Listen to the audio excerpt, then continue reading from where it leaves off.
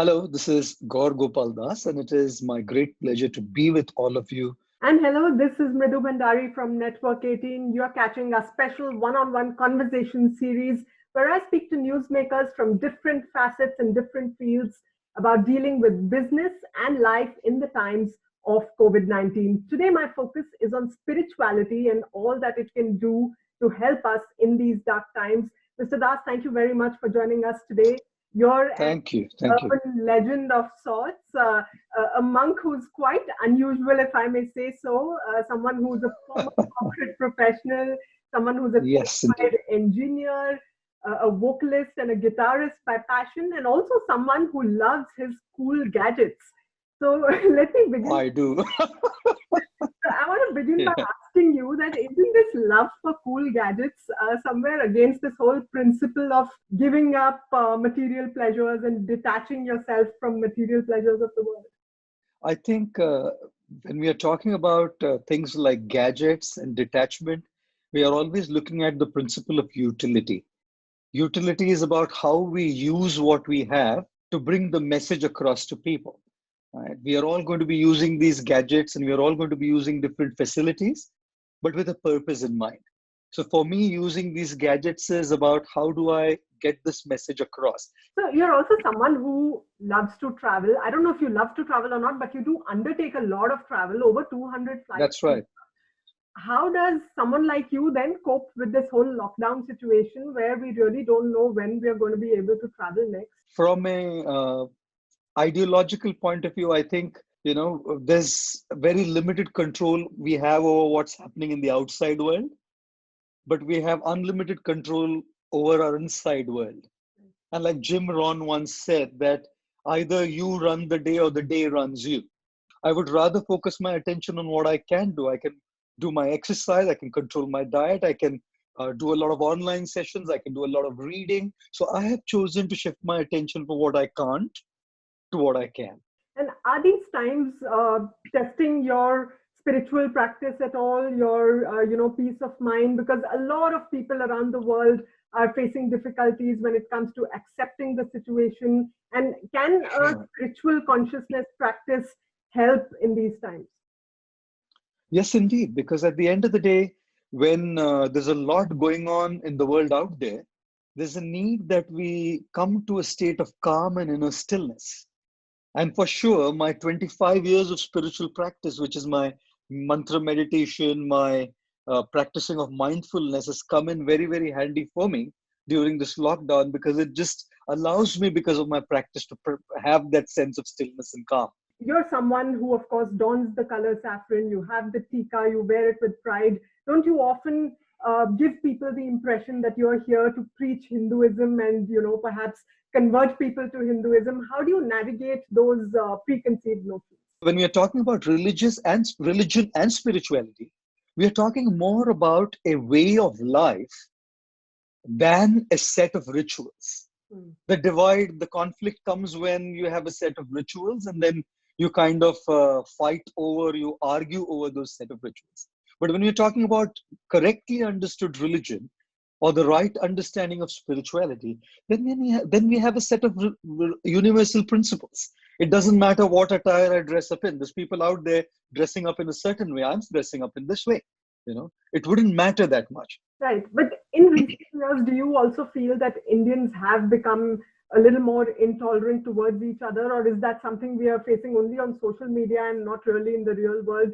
I think what we really need is to spread the awareness of what is right. Rather than speaking on what is wrong and what's not right, it's important that spiritual leaders, religious leaders come out and speak about universal principles. Automatically, all of these things will melt away, they will evaporate.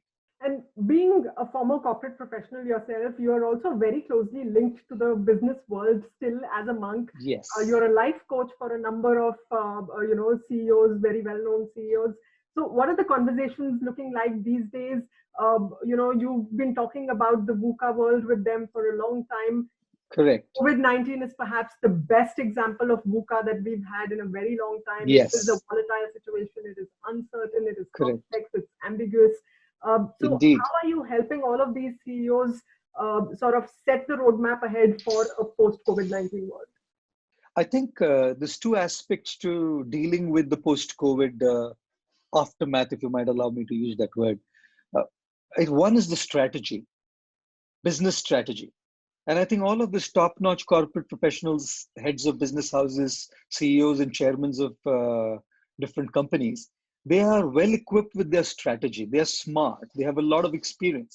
But at the same time, along with that strategy, as much as they know it, being humans, there's a strong sense of anxiety.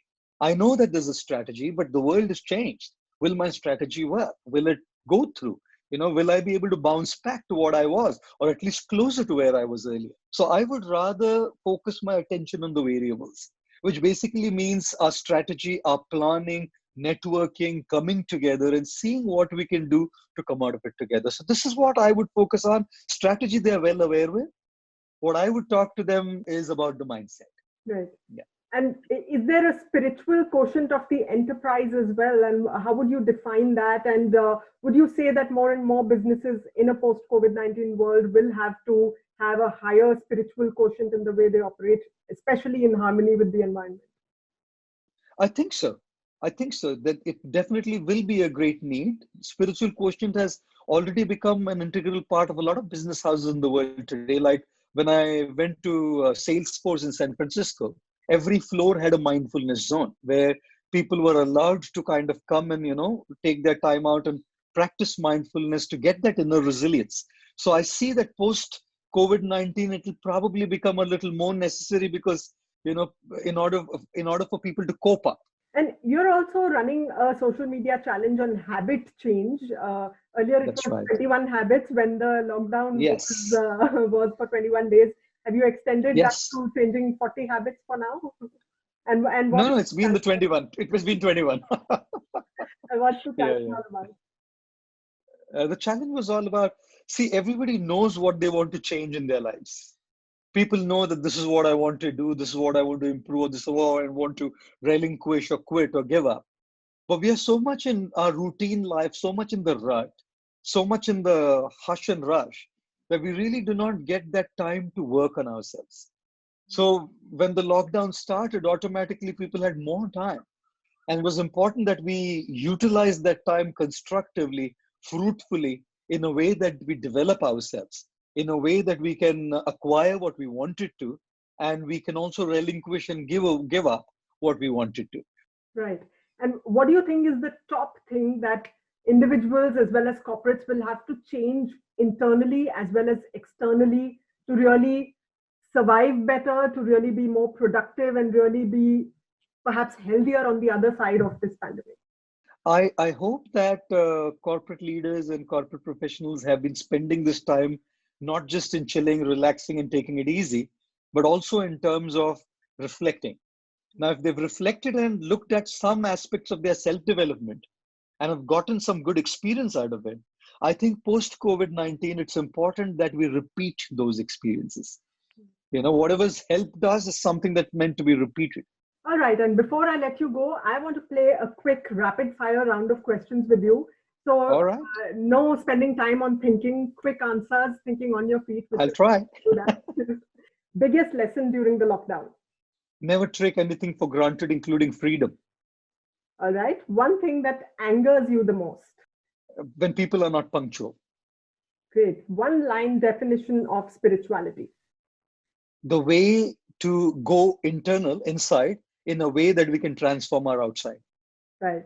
And your buzzword for 2020? Hope. And finally, your ultimate goal in life? To make a difference.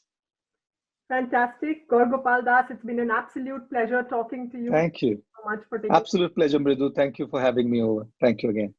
Bye. And with that, it's a wrap of this special conversation on Moneycontrol. I'll be back next time with another newsmaker talking about business and life in the times of dealing with COVID-19. Till then, stay safe, stay indoors. Thank you for joining us today. Goodbye.